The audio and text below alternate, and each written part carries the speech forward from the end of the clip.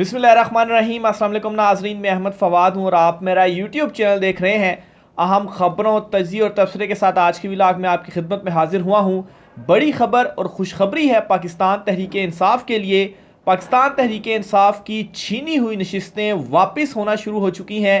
Chief justice Aamir Farooq Islamabad high court की अदालत से बड़ा हुक्म जो है वो सामने आया है, बड़ी खबर सामने आई है। अहम तरीन और एक्सक्लूसिव डिटेल्स आपके साथ शेयर करेंगे। ओन चौधरी की नशिस्त ये वापस हुई है। सलमान अकरम राजा को बड़ी जो जीत है वो हासिल हुई है और साथ ही साथ चीफ इलेक्शन कमिश्नर के ऊपर पूरी चार्जशीट भी आज हुई है। इस पर भी तफसीलात आपके साथ शेयर करनी है। दूसरे नंबर पर नाज़रीन, इमरान खान साहब से अडयाला जेल में अहम मुलाकात हुई है। असद कैसर की अंदरूनी कहानी आपके साथ शेयर करूंगा, क्योंकि इस वक्त कुछ फेक खबरें गर्दिश कर रही हैं कि इमरान खान साहब ने पीपल्स पार्टी से इत्तेहाद के लिए राब्ते का कहा है, या इमरान खान साहब ने मौलाना फजल रहमान से राब्ते के लिए इत्तेहाद के लिए राब्ते का कहा है। असल कहानी क्या है, एक्सक्लूसिव डिटेल्स हैं आपके साथ शेयर करेंगे। कौन फेक न्यूज़ चला रहा है, क्यों ये फेक न्यूज़ चलाई जा रही है, इस पर भी कुछ तफसीलात आपके साथ शेयर करनी है। और आखिर में नाज़रीन, इमरान खान साहब ने जो कुछ अहम तरीन फैसले किए हैं कि वज़ीर-ए-आज़म PTI का कौन होगा और स्पीकर कौन होगा, दो नाम सामने आए हैं, इसकी भी डिटेल आपके साथ शेयर करूंगा। सबसे पहले तो नाज़रीन, इस्लामाबाद हाई कोर्ट में जो बड़ी फतह हासिल हुई है पाकिस्तान तहरीक इंसाफ को, सलमान अकरम राजा साहब को। खबर ये है कि ओन चौधरी से सलमान अकरम राजा साहब जीते थे फॉर्म 45 के मुताबिक, लेकिन उसके बाद फॉर्म 47 जो जारी हुआ, इस फॉर्म 47 के मुताबिक ओन चौधरी को जो जीत है वो दी गई। बहरहाल सलमान अकरम राजा साहब ने चैलेंज किया इसको। पहले सलमान अकरम राजा साहब ने पहले इसे इलेक्शन कमीशन ऑफ पाकिस्तान में चैलेंज किया और इलेक्शन कमीशन ऑफ पाकिस्तान ने देखे क्या काम किया, अजीब किस्म का काम किया कि पहले खुद हुक्म इम्तना जारी किया, नतीजा जारी करने से रोका, और फिर उसके बाद मालूम हुआ कि इलेक्शन कमीशन तो इसका जो नतीजा है वो जारी कर चुका। तो बहरहाल ये मामला सारा वो लेकर गए फिर इस्लामाबाद हाई कोर्ट में, और इस्लामाबाद हाई कोर्ट ने भी सर पकड़ लिया चीफ जस्टिस आमिर फारूक साहब ने कि ये इलेक्शन कमीशन ऑफ पाकिस्तान ने क्या काम कर दिया है। इलेक्शन कमीशन से सवाल भी पूछा कि देखें, अगर आपने कार्रवाई कर रहे थे, हुक्म इम्तना जारी कर रहे थे, आपको मालूम ही नहीं है कि आपने इसका जो नोटिफिकेशन है वो भी जारी कर दिया है। तो ये सवालात हुए, लाजवाब हुए जो DG ला थे इलेक्शन कमीशन ऑफ पाकिस्तान के। तो बहरहाल आज इसके ऊपर डेवलपमेंट ये सामने हुई है कि इलेक्शन कमीशन ऑफ पाकिस्तान ने माफ़ कीजिएगा, जो DG ला हैं उन्होंने इस्लामाबाद हाई कोर्ट में बिल आखिर खुद ये जवाब जमा करवा दिया और कहा कि हम जो ओन चौधरी हैं उनकी जीत का जो हमने नोटिफिकेशन जारी किया था वो हम वापस लेते हैं, और साथ ही अपनी जो गलती थी वो भी तस्लीम कर ली। तो ये पहली बाज़ाब्ता चार्जशीट है जो कि खुद DG ला जो हैं इलेक्शन कमीशन के, उन्होंने लगाई अदालत में और गलती अपनी तस्लीम की कि ये गलती थी चीफ इलेक्शन कमिश्नर की कि खुद ही हुक्म इम्तना जारी करते हैं और उससे पहले खुद ही आप जो है वो नोटिफिकेशन भी जारी करते हैं। और बारीक वारदात क्या आप डालते हैं कि लिख देते हैं जी कि अगर नोटिफिकेशन जारी नहीं हुआ तो फिर आप जो नोटिफिकेशन है उसको रोक दें, और उससे पहले खुद ही नोटिफिकेशन जारी कर चुके थे। तो यहाँ पर एक जो जानिबदारी का एलिमेंट है, एक सवाल भी उठता है चीफ इलेक्शन कमिश्नर के ऊपर कि ये क्या उन्होंने वारदात डाली है, और साफ लग रहा है कि वो जानबूझकर इस तरह का जो काम है वो कर रहे हैं। बहरहाल आज ये सारा साबित हुआ इस्लामाबाद हाई कोर्ट में, और DG ला ने गलती मानी इलेक्शन कमीशन के, और जो नोटिफिकेशन था वो वापस लिया और अदालत से कहा कि वाकई ये गलती हुई है, इसलिए हम नोटिफिकेशन वापस लेते हैं। अब इसके ऊपर अदालत ने क्या हुक्म दिया है कि चूंकि case election commission of Pakistan में चल रहा था, तो इलेक्शन कमीशन ऑफ पाकिस्तान का हुक्म इम्तना जारी है, तो वहाँ पर आप सलमान अकरम राजा साहब जाएँ, जो फॉर्म 45 है वो लेकर जाएँ और वहाँ पर अपना जो केस है वो परस्यू करें। और इसके साथ ही इन अहकामात के साथ अदालत ने ये जो दरख्वास्त थी वो भी निपटा दी। तो अब इलेक्शन कमीशन ऑफ पाकिस्तान में ये मामला चलेगा तब तक ओन चौधरी जो है वो उनको सीट नहीं मिली। आप यूँ समझे कि सीट देकर उनसे सीट वापस ले ली गई है, और गलत बंदे से इस मरतबा पंगा लिया है ओन चौधरी ने। उनको मुखालिफ में नहीं खड़ा होना चाहिए था सलमान अकरम राजा के। तो बहरहाल सलमान अकरम राजा साहब जो हैं वो बड़े तरीके से कानूनी महाजों के ऊपर तमाम तर मामलात को लेकर चल रहे हैं और लड़ भी रहे हैं। इलेक्शन कमीशन में मामला अगर वहाँ से भी हल ना हो पाया तो फिर इलेक्शन ट्रिब्यूनल में आएगा, जहाँ पर कोई सवाल ही नहीं उठता कि वहाँ से भी जो इंसाफ है बल्कि उठना नहीं चाहिए कि वहाँ से भी इंसाफ नहीं मिलेगा। अगर इलेक्शन कमीशन के ऊपर सवालात हैं तो जो ट्रिब्यूनल्स होंगे उधर तो जजेस होंगे हाई कोर्ट्स के, वो केसों की समाअत करेंगे। तो पहली कानूनी महाज से अच्छी खबर यह है कि ओन चौधरी को ये बड़ी जो शिकस्त है वो हुई है। दूसरे नंबर पर इमरान खान साहब से जो मुलाकात की असद कैसर साहब ने, दो तीन चीज़ें उन्होंने कही हैं जी। एक तो उमर अयूब साहब हैं, उनको वज़ीर-ए-आज़म नॉमिनेट कर दिया गया है। इसी तरीके से आकिबुल्ला जो हैं उन्हें स्पीकर KPK असेंबली नॉमिनेट कर दिया है इमरान खान साहब ने, और ये अनाउंसमेंट कर दी है असद कैसर साहब जो हैं उनकी जानिब से। अब असद कैसर साहब ने मज़ीद भी कुछ चीज़ें कही हैं। एक तो उसमें यह है कि असद कैसर की जानिब से ये कहा गया जी कि एक तो राब्ता करने का कहा है या उनसे जो एहतजाजी तहरीक चलाना चाह रहे हैं वो तमाम तर जमातें, और पाकिस्तान तहरीक इंसाफ ने ख़ुद भी इन इंतखाबात के नताइज को मुस्तरद करते हुए एहतजाजी तहरीक का ऐलान कर दिया है। और जो राब्ता करने का कहा है, एक तो जो जमात इस्लामी है वो ऑलरेडी एहतजाज का ऐलान कर चुकी हैं, मौलाना फजल रहमान एहतजाज का ऐलान कर चुके हैं, तो इनसे रब्ता करने का कहा है कि इनके साथ मिलकर हम जो एहतजाजी तहरीक है वो चलाएँगे। लेकिन एक बात बड़ी वाज़ेह है कि इत्तेहाद मौलाना फजल रहमान से पार्लियामेंट में या किसी प्लेटफॉर्म के ऊपर नहीं किया जाएगा। सिर्फ़ और सिर्फ जो एहतजाजी तहरीक है वो मिलकर चलाने की जो मंजूरी है वो दे दी गई है। यानी कि इमरान खान साहब भी एहतजाजी तहरीक चलाएंगे, मौलाना साहब भी चलाएंगे, जमात इस्लामी भी चलाएगी, सारे अपना अपना एहतजाज करेंगे। बस जो दिन है वो कोई एक अदा डिसाइड कर लेंगे, उससे ये है कि ज़रा थोड़ा बहुत ज़ोर पकड़ लेगा एहतजाजी जो तहरीक है, लेकिन एक दिन में सब जो एहतजाजी तहरीक है वो चलाएंगे। बाकी किसी प्लेटफॉर्म के ऊपर कोई एतिहाद मौलाना फजल रहमान से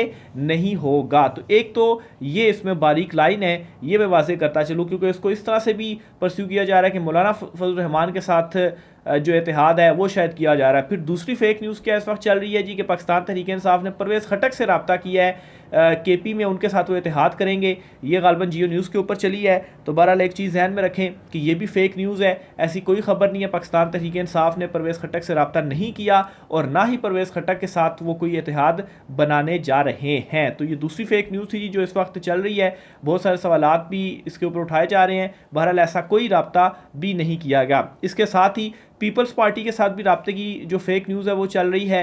पीपल्स पार्टी के साथ भी कोई रब्ता नहीं किया गया, ना ही कोई रब्ता होगा। ये भी इमरान खान साहब ने दोबारा से क्लियर किया है कि MQM नून लीग पीपल्स पार्टी के साथ किसी तरह का भी कोई रब्ता नहीं होगा, ना ही उनके साथ इत्तेहाद किया जाएगा। अब दूसरी तरफ ये खबरें जब फैलाई जा रही हैं तो पीपल्स पार्टी चूँकि बहुत ज़्यादा इंटरेस्टेड है, मिन्नत तरला इस वक्त कर रही है कि किसी तरह से इमरान खान साहब से उनका जो रब्ता है वो हो जाए। इवन के रब्ता किया भी गया इमरान खान साहब से, लेकिन इमरान खान साहब ने इसके ऊपर इनकार किया कि आपके साथ कोई इत्तेहाद हमारा नहीं होगा। और दूसरी तरफ पीपल्स पार्टी को देखें कि वो एक उतावली हुई बैठी है कि इमरान खान साहब से किसी तरह से हमारा जो रब्ता है वो हो जाए। इवन कि इस फेक न्यूज़ के ऊपर पीपल्स पार्टी ने जो उनके फैसल करीम कुंडी है उन्होंने रद्द-ए-अमल देते हुए कहा है जी कि बिल्कुल पाकिस्तान तहरीक इंसाफ अगर रब्ता हमसे कर रही है, इत्तेहाद करना चाहती है तो हम उनको वेलकम करते हैं, और हमारी 6 रुकनी कमेटी भी इस हवाले से मौजूद है, तो उनसे रब्ता होगा और फिर उसके बाद बातचीत आगे चलेगी। तो यहाँ से आप अंदाज़ा लगाएं कि कितने ये उतावले बैठे हुए हैं और किस बेसब्री से ये इंतज़ार कर रहे हैं कि इमरान खान साहब आएँ और उनसे कि इमरान खान साहब से किसी तरीके से रब्ता हो। इन्होंने बाकायदा तौर पर 6 रुकनी कमेटी भी बना दी है। अभी तो इमरान खान साहब ने इनको इनकार किया हुआ, लेकिन इस कदर इनकी तैयारी पूरी है, 6 रुकनी कमेटी भी बन गई है कि जैसा ही रब्ता हो और हम किसी तरह से भी कोई देर ना करें और फौरी तौर पर इमरान खान के पास हम पहुंच जाएं और जो इत्तेहाद है वो हम कर लें। अब इसकी एक और एग्जांपल कल की भी मैं आपके सामने रखता हूं, जब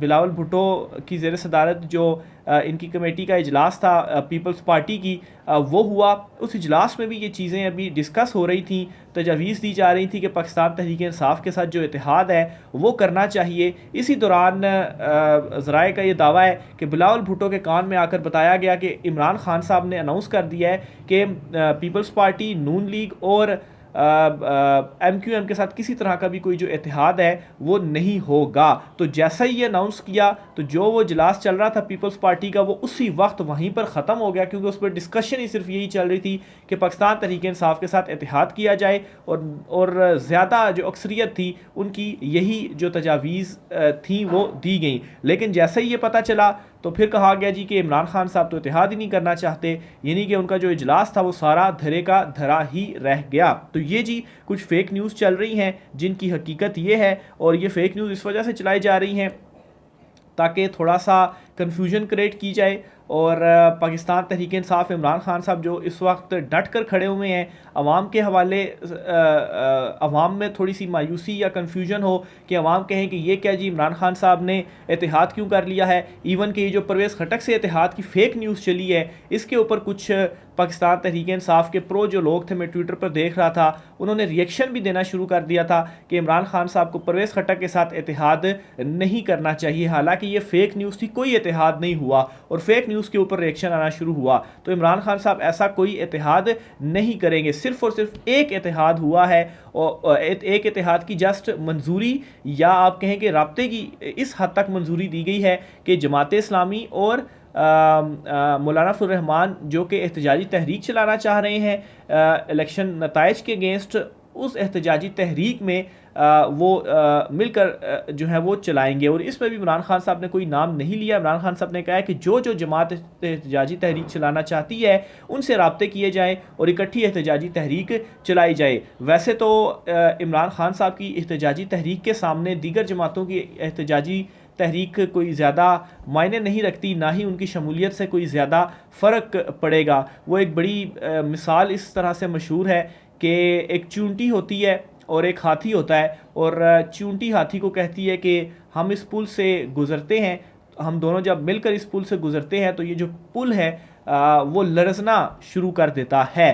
तो असल में यही मामला है इमरान खान और दीगर जमातों का कि दीगर जो चूंटियां हैं वो इमरान खान साहब से कहती हैं कि हम इस पुल से गुजरेंगे तो ये हम दोनों की वजह से लरजना शुरू कर देगा। हालांकि चूंटी अगर ना भी हो तो उससे कोई फ़र्क नहीं पड़ेगा, खाली हाथी वहाँ पर पाँव रखेगा तो वो पुल लरजना शुरू हो जाएगा। तो दीगर जमातों की भी एग्जांपल इसी तरह से इमरान खान के आगे, लेकिन खैर इमरान खान साहब ने इस हद तक जो मंजूरी है वो दे दी है। तो ये जी दो बड़ी इंपॉर्टेंट ख़बरें थी और कुछ फेक न्यूज़ थी जो कि इस वक्त फैलाई जा रही हैं। इसी तरीके से इमरान खान साहब के जो अहम रहनुमा है पाकिस्तान तहरीक इंसाफ के बैरिस्टर सैफ, उन्होंने ये बयान दे दिया कि अपनी जीती हुई जो नशिस्तें हैं वो कानूनी तरीके से हर हाल में वापस लेंगे। तो कानूनी महाज के ऊपर पाकिस्तान तहरीक इंसाफ लड़ भी रही है। सलमान अकरम राजा की सूरत में आज एक अहम कामयाबी हुई भी है।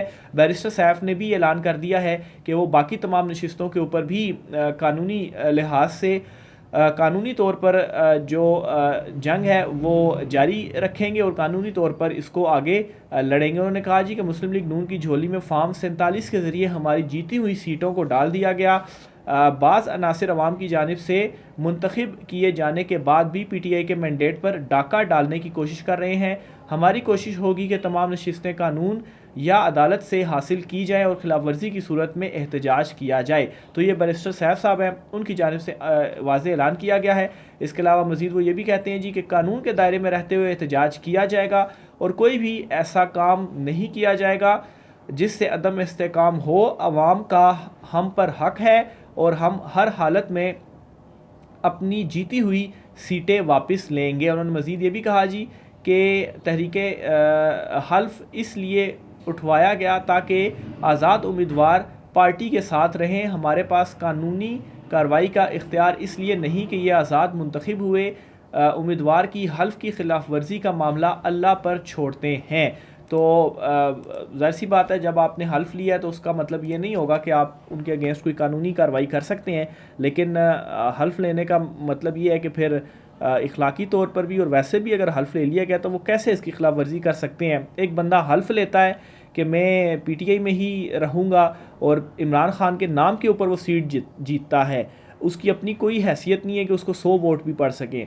लेकिन जब वो जीत जाता है और फिर उसके बाद वो किसी दूसरी जमात में चला जाता है तो उसकी क्या इखलाकी हैसियत रह जाएगी या उसकी क्या औकात रह जाएगी कि एक तो तुम इमरान खान के नाम पर सीट जीत रहे हो और ऊपर से तुमने हल्फ लिया है और उसकी भी खिलाफ वर्जी कर रहे हो। तो इस वजह से बैरिस्टर सैफ ने कहा है जी कि ये मामला फिर हम अल्लाह पर छोड़ते हैं कि उन्होंने वादा खिलाफ़ी की और हल्फ की खिलाफ वर्जी की। तो ये नाज़रीन आज की कुछ आम तफसीलात थी। राय का सार कीजिएगा, इजाज़त दीजिए, अल्लाह हाफ़िज़।